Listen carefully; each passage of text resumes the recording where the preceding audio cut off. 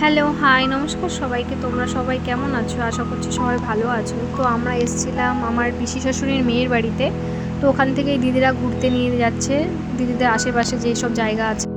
তো আমরা চলে এসেছি একটা মন্দিরে। তো মন্দিরটার চারপাশে দেখো পুরো সবুজে সবুজ, চারপাশটা শুধু গাছপালা আর গাছপালা, পুরো একদম গাছপালায় ভর্তি।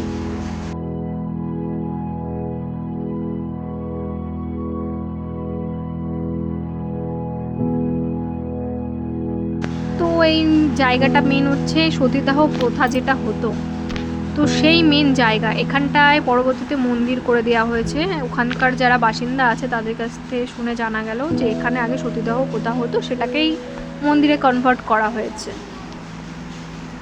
তো জায়গাটা খুবই শান্ত, মানে খুবই শান্ত। তো দেখো পাশ দিয়ে এটা কি যেন একটা নদী হোক কিংবা কি একটা বয়ে গেছে, আমার নামটা ঠিক মনে নেই।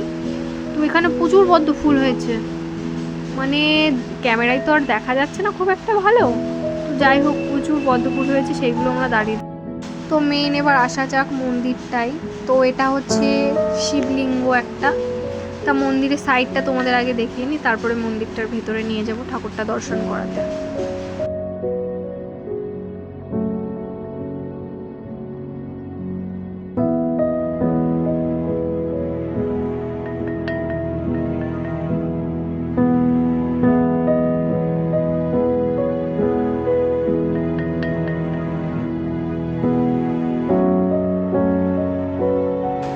তো চলো এবার মন্দিরটার ভিতরে গিয়ে আমি তোমাদের দেখাই।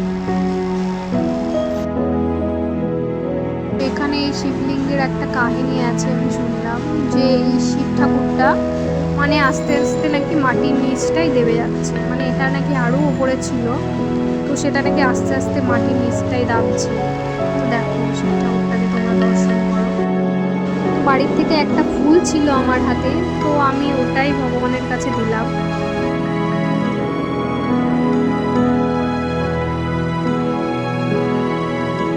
ভিডিওটি আজকে এই পর্যন্ত শেষ করলাম। তো পরের ভিডিওতে আবার দেখা হবে তোমাদের সাথে।